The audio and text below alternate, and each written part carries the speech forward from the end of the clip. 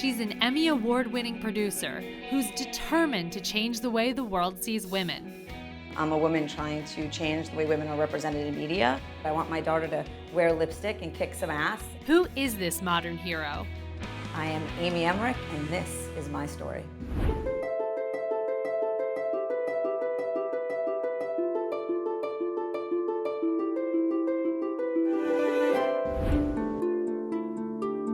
Amy is earning a reputation as the queen of digital media, but her road to success was far from ordinary. She grew up in Queens, New York, in a family filled with butchers and boat builders, and learned a lot of important life lessons from her working-class roots. Vacations for us were going on old 1920s wooden boat. It didn't have much on it, dry ice in the fridge, no shower, and we would go on that thing for weeks at a time. So I think roughing it has always been part of the DNA. And life at home had its challenges, so Amy turned to creativity as her getaway. My dad had a problem with alcohol, and it was a really big strain on everyone. It was me and the TV. So I always dreamed of shooting or being a part of television. What was it about television that you gravitated towards? I think the thing that we were focused on was the escapism, the possibility of the imagination that television could bring. How do you get from this is just a dream to I'm gonna make this a reality? I never had a plan back then. The goal was just to survive, get out and survive. Amy found her escape as a broadcasting major at Iona College in Westchester, New York. And during her senior year, she landed her first big role at The Rosie O'Donnell Show, which was breaking new ground in daytime TV.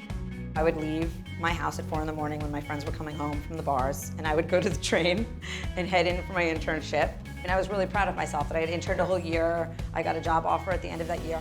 Looking back now, I can definitely say Rosie was a role model. Rosie identified what human interest segments were and how you can find real people doing extraordinary things. I think that was the first time I felt that television or media had such a big impact in that way. After 2 years of studio work, Amy landed positions at Oxygen and HBO, where she worked as the producer, director, and cinematographer on a variety of documentary-style series. Documentaries were my jam. I was great. I loved learning about other people, highlighting their stories. I'm not afraid to talk about any topic. But after 7 years on the road, Amy found herself in a challenging situation that many women face. I started getting pressure in my late 20s. When are you gonna get a boyfriend? When are you gonna get married? Well, how am I gonna have kids? How am I supposed to have kids and be on the road? And I worked with a male DP who at the time told me it would be really difficult for me to have that family and I should go a producer route so that I could stay home and be around more, and I didn't know any better. So I took myself off the road. I stopped shooting. I left something that I loved, that I was great at, and I blamed myself. I thought it was me. I had no idea that the odds were against me. I wouldn't have even thought back to that story until I read USC's data study talking about this fiscal cliff and where women can't sustain the profession that they want to keep, and so they bow out in pursuit of these other societal norms that are supposed to make us happy. Are there any regrets there that you did that? I am very privileged to be in the position that I am in today, but it took me a minute to transition, to be in that role and do it comfortably. Her new role took her to places like MTV, Vice Media, and Scripps Networks. Her personal life also reached new heights in 2009 when she got married and decided to start a family. But having a baby was far from easy.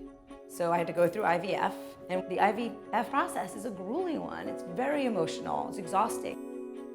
After months of treatments, Amy gave birth to a baby girl named Emzy in 2013 and found out she was expecting baby number 2 when she was offered her dream job, launching the programming department at Refinery 29, one of the world's leading websites for female-driven content. If you would have told me a year ago I'd have a baby, renovate my house, move, and start a job where we're going to lead in a media revolution, I would have told you you were freaking crazy.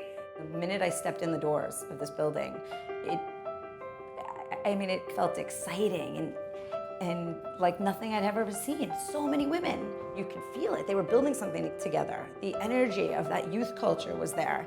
And I walked in thinking, I have to have this job. I said, I want this job, thank you for the offer.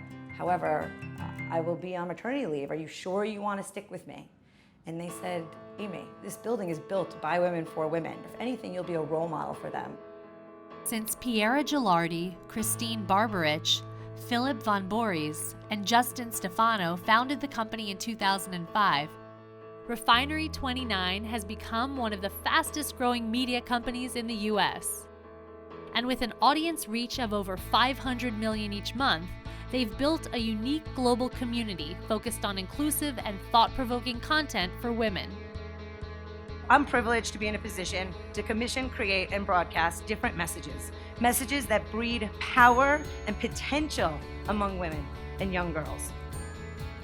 I think what's fun about Refinery is there's a lot of sisterhood that happens here at the company. I showed up here and we started talking about feminism and women's rights and equality, and it just opened my eyes to a world again that I had never seen before. As the company's chief content officer, Amy has taken Refinery to a new level with a slate of original programming. I think it's easier for me when I'm always fighting for something. So I think the fact that I am now the CCO of Refinery 29, I'm not only a female with a C-suite title, which comes with its own responsibilities, I'm a woman trying to change the way women are represented in media. So your goal then, through the work that you do here, is to represent all women, all shapes and sizes, all sexual orientations, Yes. and everything in between. We do not create content to judge others. Right. This is about providing tools so that people can feel, see, and claim their power. And something I've always been good at is, I think, inspiring them and helping them find their voice. When you hear diverse stories, when you hear different backgrounds, I think you get more inspired on what you believe you can be. In 2016, Amy and her team tackled a big problem plaguing the film industry. Statistics show that of the top 100 movies released in 2016, just 7% had women directors. While there's a growing movement to support female creators, there's so much more to be done. That, to me, is our responsibility as a company to highlight all of the things that have not been represented before. And that's when we created the Shadowbox anthologies. In collaboration with Killer Films and the Sundance Women's Initiative, Refinery created Shadowbox Anthology, a monthly series of original films that gives creators like Kristen Stewart, Chloe Sevigny, and Gabourey Sidibe a chance to shine behind the camera. It's power that goes from the boardroom to the bedroom. It's power about gender dynamics, the power of will, the power of choice, and the power of possibility. You're really giving women who have a passion, who have a voice, a platform and an opportunity to share what they have to say. These women can show you their vision, show you stories in a way that you've never seen. And that will highlight why there is so much opportunity there. We have a belief that women can be a catalyst to change things around the world for many. Refinery partnered with TNT for a second season of Shadowbox. They also launched a new project called Who Run the World, with Morgan Spurlock and Sarah Jessica Parker serving as executive producers. Who Run the World is a feminist project tackling different issues that we are seeing in society. And every one of these, it's 6 hours, will be directed by a different female. We're going to put women first. Badass, bold women who are optimistic and want to make a change. Amy is also fighting to end the negative imagery of women in music videos with a new series called Soundscape, where 6 female filmmakers are paired with musicians to create videos that are aimed to empower women. The goal would be a nationwide tour where we could actually perform some of this music and highlight the videos. You have these really exciting projects coming up. It's been a very good place, and it has allowed me to grow around these really strong women in media. Amy's home life is also in a great place. Her father has been sober for 20 years, and with the support of her parents, spouse, and children, she's able to focus on her true passion. So what legacy do you want to leave? Legacy. I want to believe I'm going to change the world, even in the smallest of ways. I say that I want my daughter to wear lipstick and kick some ass and, go wrestle and wear her pink tutus simultaneously, and she can get paid equally. I will feel like I did a lot. Just that.